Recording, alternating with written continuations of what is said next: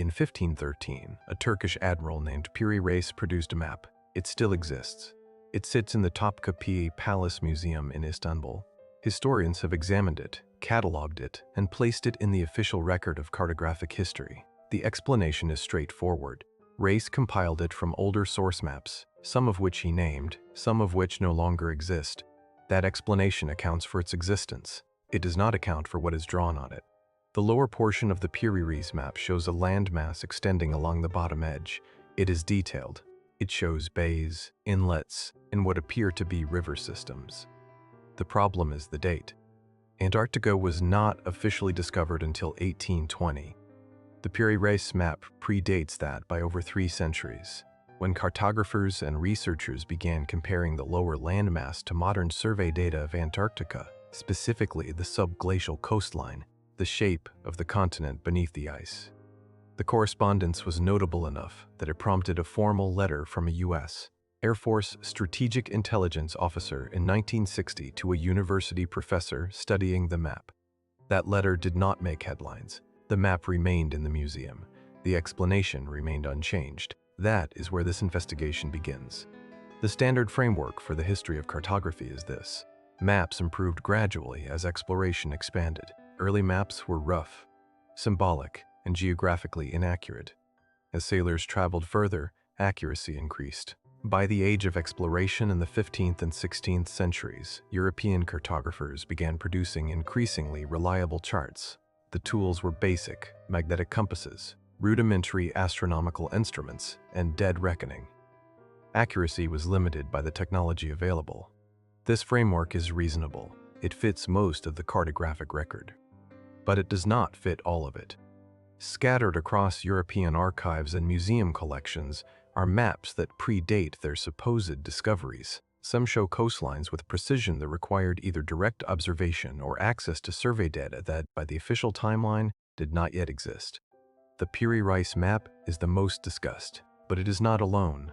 The Oronteus Finaeus map, produced in 1531, shows Antarctica again, this time with mountain ranges and river systems that suggest a land not covered in ice. The rivers and drainage patterns visible on the map correspond in general shape to subglacial topography that was only measured in detail during the 20th century using seismic equipment.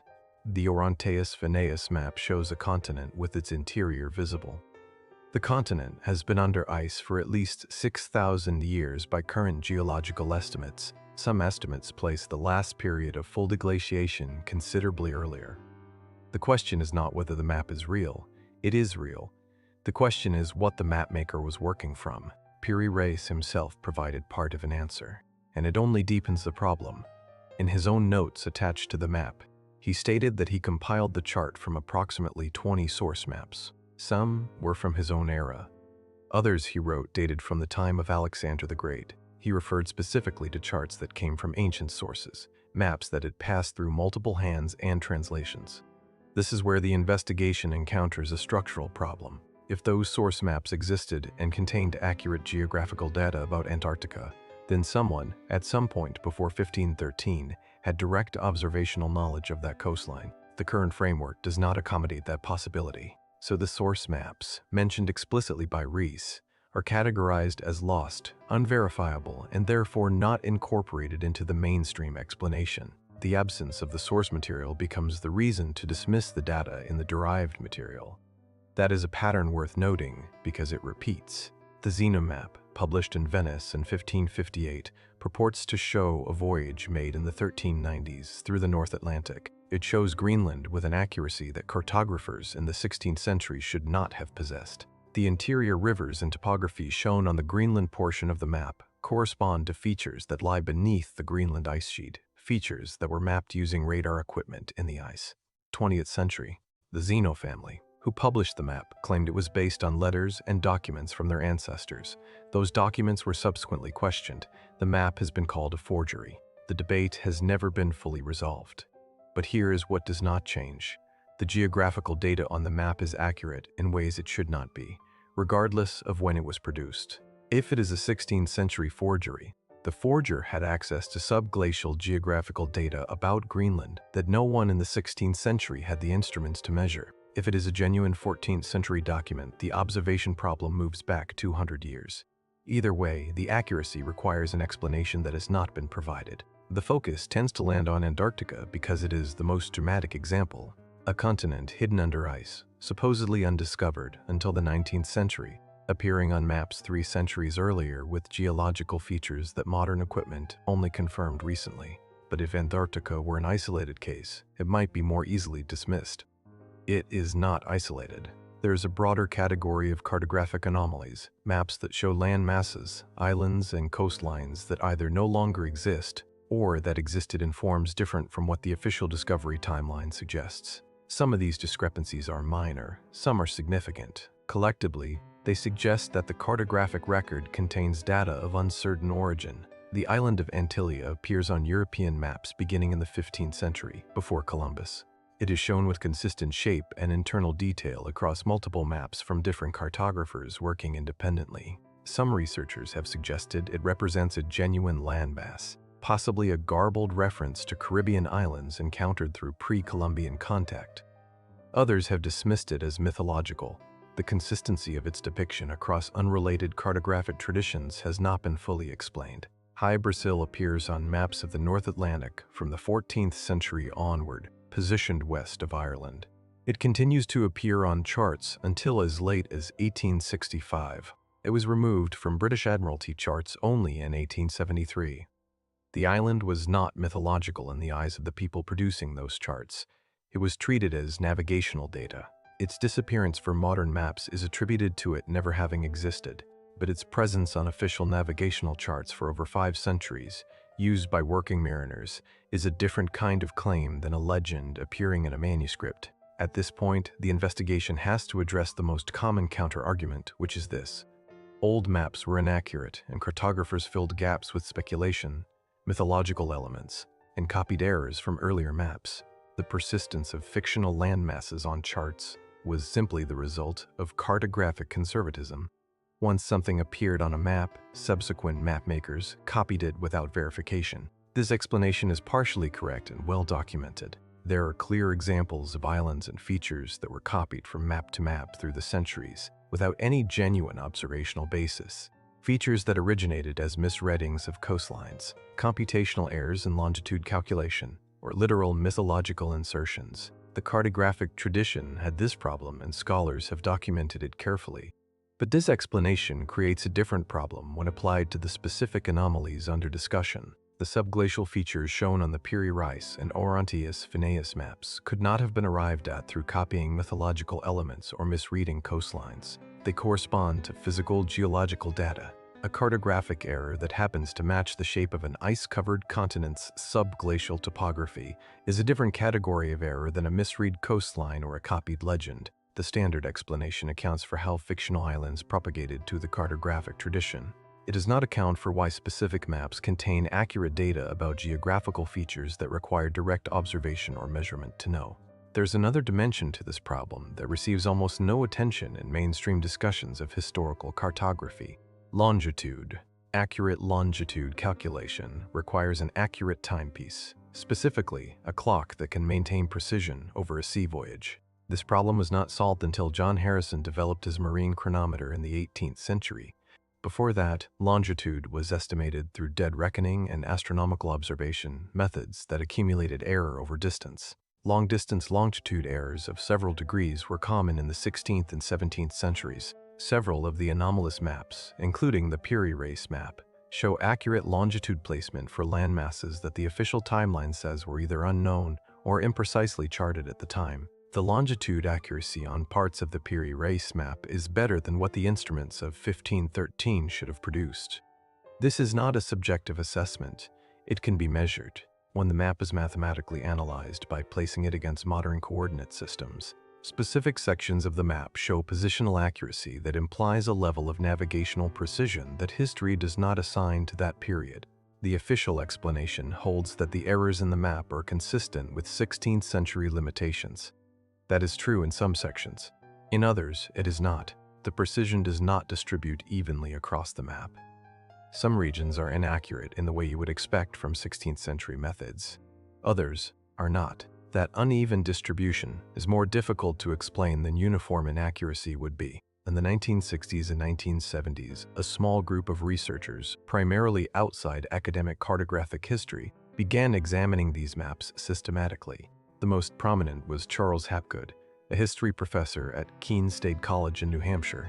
Hapgood analyzed the Piri Reis map in detail, compared it to modern surveys, and published his findings, arguing that the map reflected a lost geographical knowledge of prehistoric origin. His work received a foreword from Albert Einstein, who described the hypothesis as worthy of serious attention. Then it largely disappeared from mainstream academic discussion. Hapgood's methodology has been criticized on specific technical grounds, and some of those criticisms are valid. The comparison between old projections and modern coordinate systems is a complex analytical problem, and some of Hapgood's conclusions may have overstated the precision of the correspondence. But the criticisms that are valid do not invalidate the core observation. These maps contain geographical information that is difficult to explain given the official timeline of exploration and the instruments available at the time of their production. The methodological debates in academic literature focus on Hapgood's specific claims. They do not resolve the underlying question of where the accurate data came from. The cartographic anomalies intersect with a broader historical problem, which is the question of what was known before the accepted beginning of systematic geographical knowledge. The Library of Alexandria is the most famous example of a repository of ancient knowledge, and its destruction is frequently cited as a reason for gaps in the historical record. But the Library of Alexandria is only one example of a much larger pattern. Concentrated accumulation of geographical, astronomical, and technical knowledge in ancient centers, followed by disruption, destruction, or dispersal. The library at Pergamon, the libraries of Carthage, the archives at Nineveh, the repositories at Nalanda, each represented accumulated knowledge, and each was damaged, destroyed, or scattered through war, conquest, or neglect. This matters for cartography because maps are not produced in isolation. They require base data, observations, measurements, prior surveys. If a civilization with sophisticated navigational and astronomical capability produced geographical surveys, and those surveys were preserved in institutions that were later destroyed, then the knowledge would not disappear all at once. It would survive in fragments, in copies of copies, in derivative works that preserve the data without explaining its origin. The source maps Piri Reis referenced and could not fully identify are consistent with that scenario. He had data he could use. He could not explain where all of it came from. That is not suspicious behavior on his part. That is the behavior of a scholar working with inherited materials of uncertain provenance. The question is what those materials represented. There is a specific technical problem with the Oronteus Finaeus map that deserves direct attention. The map shows the Antarctic coastline with rivers and what appear to be drainage basins. Rivers require liquid water. Liquid water requires temperatures above freezing. The Antarctic interior has been below freezing continuously for a minimum of several thousand years. For the drainage patterns shown on the map to reflect observed conditions, the observation would have to have occurred during a period when at least portions of Antarctica were not fully glaciated. Geological estimates for the last period of significant deglaciation in Antarctica vary. Some research places partial deglaciation in certain regions within geologically recent periods, meaning within the time frame of anatomically modern humans. Other research places full glaciation further back. The evidence is not simple, and the scientific debate about the history of Antarctic ice cover is ongoing. But the cartographic question is independent of where that scientific debate settles. If the Oronteus Finaeus map shows unglaciated or partially glaciated Antarctica, and if that depiction reflects actual observation rather than speculation, then whoever observed it did so during a period not accounted for in the conventional history of global navigation. That is not a fringe position. It is a logical deduction from the available evidence. What it implies about that period is where the mainstream account becomes silent. There is a recurring phenomenon in the history of cartography and geographical knowledge that does not receive adequate analytical attention. Information appears in the record without a documented origin. This is distinct from information that appears and can be traced to its source. It is also distinct from information that is demonstrably fictional. It is a third category, data that functions as real geographical information that survives verification against physical reality, but whose origin cannot be established through the surviving documentary record. The Piri Reis source maps are one example. Another is the persistence of accurate data about the Pacific Island chains in Polynesian navigational traditions, long before European contact. Another is the detailed astronomical knowledge embedded in monuments and site placements across multiple unconnected cultures. Knowledge that implies systematic long-term observation, but for which, no complete documentary record of the observational process survives. The pattern is not of mythology dressing up as data. The pattern is of functional technical knowledge, the kind that allows you to navigate, to build to precise astronomical alignments, to chart coastlines, appearing in the record without a complete account of how it was accumulated. Institutions that manage this historical record tend to categorize each instance individually. The Piri Reis map is a cartographic curiosity. The Polynesian navigational tradition is an anthropological subject. The astronomical alignments are an archaeological matter. Each field manages its own anomaly. What the field boundaries prevent is a direct comparison of the pattern across disciplines. When you remove the field boundaries, the pattern is consistent, technical knowledge appearing fully formed, applied with precision, without a surviving record of its development. The question of what continents and landmasses have changed over documented and pre-documented human history is itself an active area of geological research. Sea levels have changed significantly over the past 20,000 years. The end of the last glacial maximum, roughly 12,000 years ago, saw sea levels rise by an estimated 120 meters globally. That rise submerged continental shelves and low-lying landmasses that were above water during the glacial period. Sundaland, the exposed landmass that would have connected the islands of Southeast Asia during lower sea levels, is one example of a large, habitable region that no longer exists as a continuous landmass. The Beringia land bridge is another. Doggerland, the area connecting Britain to continental Europe, is another. These are not fringe geology. They are documented features of recent geological history. The implication for the cartographic question is this: if human populations occupied these now submerged landmasses, and if any cartographic or navigational tradition from those populations survived into the historical period through inherited documents, the maps might show geographical features that no longer exist. Not because the mapmaker was confused or mythologizing, but because they were working from data that reflected a different configuration of the coastlines. The official history places complex, seafaring, survey-capable civilization after the point of major sea level change. The archaeological and cartographic evidence raises the possibility that the timeline requires adjustment. That adjustment has not been made. The evidence that would require it is either categorized as anomalous within its individual discipline, or its cross-disciplinary implications are not formally addressed. Returning to the maps themselves. They sit in museums. They are real objects. The Piri Reis map is not contested as a document. Its physical existence, its date, and its authorship are established. The debate is about interpretation, and in that interpretive debate, the burden of proof operates in one direction only. Claims that the map reflects lost knowledge are required to prove their case conclusively, while the claim that the correspondence with Antarctic topography is coincidental is not required to prove its case at all. That asymmetry is worth examining. When a piece of evidence has two possible explanations and one is categorized as the default, it does not mean the default explanation is correct. It means it requires less institutional justification. The accuracy of sections of the Piri Reis map is not disputed. The correspondence with subglacial topography is documented. The explanation for how that data entered the cartographic record in 1513 is the part that remains officially unaddressed. The map exists in a museum. The explanation for its most anomalous features does not exist in the same institution. The maps discussed in this investigation are not the only evidence of geographical knowledge that does not fit the official timeline, but they are among the most concrete. They are physical documents. They contain specific data. That data can be compared against modern survey results. The comparison has been made, and in specific instances, the correspondence is significant. The mainstream response to that correspondence has followed a consistent pattern.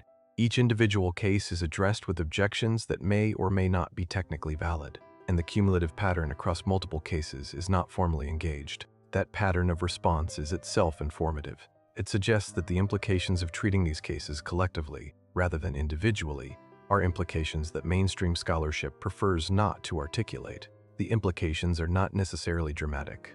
They do not require ancient aliens or a global conspiracy. They require something considerably simpler and considerably more difficult to accommodate: that the history of human geographical knowledge is older and more complex than the current framework allows, that the documentation of that early knowledge was fragmentary and has been largely lost, and that what survives in anomalous maps represents the end of a chain of transmission that began somewhere we cannot currently identify. That is not a comfortable conclusion for a field built on the idea that knowledge accumulates linearly from primitive to sophisticated. It is, however, consistent with the evidence. There's one more category of evidence that sits at the edge of this investigation and has not been adequately incorporated into the mainstream cartographic debate. The maps that show coastlines that have since been confirmed, but were confirmed after the maps were made. This is a precise and testable claim. It is not a matter of interpretation. The classic example is the mapping of the Australian coastline. Partial maps of Australia's northern and western coastline appear in European cartographic records before the officially documented voyages of discovery in that region. The depict maps, a group of French world maps produced in the 1540s and 1550s, show a large southern landmass called Jave le Grand, with coastline detail and orientation that has been compared to the eastern coast of Australia. The debate over whether Jave le Grand represents a genuine pre-discovery survey of Australia or a theoretical construction has continued in academic literature for decades without resolution. What is documented is that Portuguese navigators were operating in the Indian Ocean and Indonesian archipelago from the early 16th century. The distance from the eastern Indonesian islands to the northern Australian coast is not large.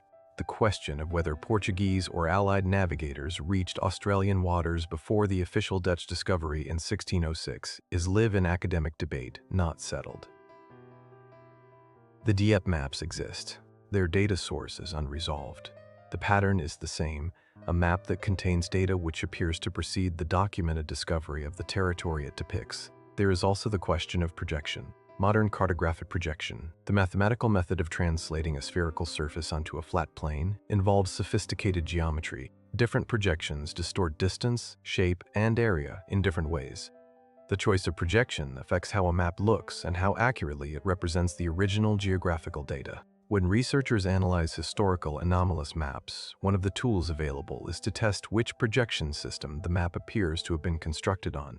If the underlying data was accurate and was placed onto the flat surface using a specific mathematical method, that method should be recoverable by comparing the map's distortions to known projection types. In the case of the Piri Reis map, analysis has suggested that parts of it appear consistent with a spherical trigonometry framework, a level of mathematical sophistication that is not well documented in 16th century Ottoman cartographic practice. This does not mean that Ottoman scholars lacked mathematical sophistication in general. It means that the specific application of spherical projection to cartographic survey work at that level of precision is not what the historical record shows being done at that time and place. The mathematics embedded in the map, if the analysis is correct, implies a source that possessed not just geographical observation, but a method of translating that observation onto paper using geometry that is not accounted for in the official record of the period. Consider the cumulative weight of these observations without filtering them through the default assumption. You have maps that show coastlines before discovery. You have maps that show subglacial features without the instruments to detect them. You have longitude accuracy that exceeds what the available tools should have produced. You have projection mathematics that implies a more sophisticated framework than is documented for the period. You have explicit references by the mapmakers themselves to source materials of ancient and unverifiable origin. Each of these, examined alone, can be addressed with objections. The objections are not always conclusive, but they exist, and in each individual case, they are sufficient to prevent formal acknowledgement of the anomaly. Examined together, they suggest a consistent underlying cause that some portion of the cartographic data circulating in 15th and 16th century Europe was not produced by 15th and 16th century methods. It was older. Its origin was not understood by the people who used it, and it contained accurate information about the physical world that has only been independently verified centuries later. That is not the standard explanation.